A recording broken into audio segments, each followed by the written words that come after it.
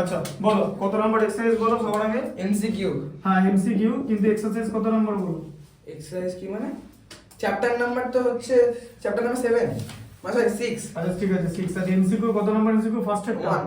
আচ্ছা হ্যাঁ বলো। বলেছে the sum of a two digit number is 8। আচ্ছা দাঁড়াও, সাম অফ টু ডিজিট নাম্বার 8 বলেছে। সাম অফ, ঠিক আছে, টু ডিজিট নাম্বার মানে সাম অফ দ্য ডিজিট। ঠিক করে দেখো লেখাটা, ওর লেখাটা ভুলভাল করে পড়লে ইকুয়েশনটা বানাতে পারবে না, ঠিক আছে। sum of a two digit, হ্যাঁ sum of the digits of a two digit number 8। তার মানে টু ডিজিট নাম্বার দেখো, এটাকে ইউনিট ডিজিট লিখলাম। এবার ইউনিট ডিজিটটা হচ্ছে a, ঠিক আছে, আর টেন্স ডিজিটটা হচ্ছে এখানে, এদিকে দেখো টেন্স ডিজিটটা হচ্ছে এখানে b, ঠিক আছে। দুটো দু রকম ধরতে হবে, একটা a plus b, হ্যাঁ দাও a plus b = 8, এটা তো হয়ে গেল। সাম অফ দ্য ডিজিট বলেছে, তো দুটো ডিজিট থেকে এক তো 8 বলেছে, ঠিক আছে। আচ্ছা এবার কি হচ্ছে, এবার এই তাহলে নাম্বারটা কি বানাবে? তাহলে টেন্স ডিজিট যদি b হয়, ঠিক আছে, তাহলে নাম্বারটা কি হবে? টেন্স প্লাস তো a plus 10b equal to 8।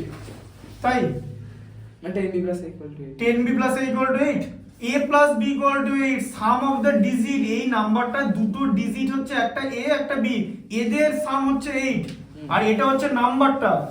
বলছে এটা নাম্বারটা হচ্ছে এটা a, নাম্বারটা 10b plus a হবে, কারণ 10 ডিজিটটা যে b, এর প্লেস ভ্যালু কত? 10, তো তাই 10b হলো।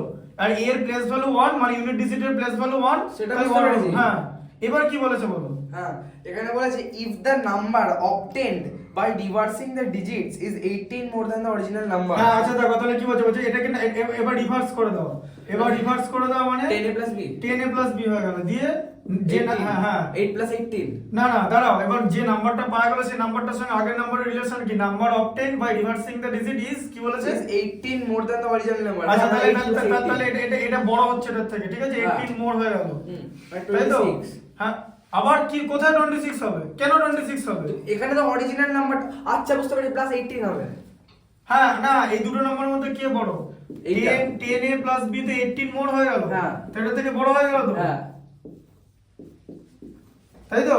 এটা থেকে 10a plus b আগের নাম্বারটার থেকে 18 ভ্যালুস মোর হয়ে গেল, হ্যাঁ এটা বলছে। হ্যাঁ তাই তো বলেছে, বোঝা গেল? হ্যাঁ হ্যাঁ দেখো হুম তাহলে 10a plus b minus 10b minus a, তাই তো? মাইনাস করে নিলে ইকুয়াল টু 18, ঠিক আছে। 10a minus a মানে হচ্ছে 9a, 9a minus 9b, তাই হয়, তাই তো? প্লাস b minus 9 কমন নিয়ে নাও, হ্যাঁ। মানে a minus b equal to 2। a minus b equal to 2 হয়ে গেল, বুঝে গেছো? a plus b equal to 8 হয়ে গেল, ঠিক আছে। ছিল ওখানে, হ্যাঁ a কেটে গেল, মাইনাস না না না a কেটে নি, এটা মাইনাসটা কেটে গেল, অ্যাড করে দিলাম, অ্যাড করলাম। 2a equal to 10, ঠিক আছে। a equal to হচ্ছে 5, তাহলে b equal to কত? 3, ঠিক আছে। নাম্বারটা গেল কত? 35, উল্টে দিলে 53, মাইনাস করলে তো 18 হয়। 18 বেশি তো, মাইনাস 80। আহ, এই সে ভাই, এটা অত সব দেখালে হবে এরকম করে? এই যে মিলছে, মিল শোনো, তোমার কাছে কি ইকুয়েশনের অ্যানসার থাকবে পরীক্ষার হলে? না। থাকবে না তো? অপশন দাও। তাহলে হ্যাঁ না না, এই অঙ্কটা ঠিক হচ্ছে কিনা কি করে বুঝবে?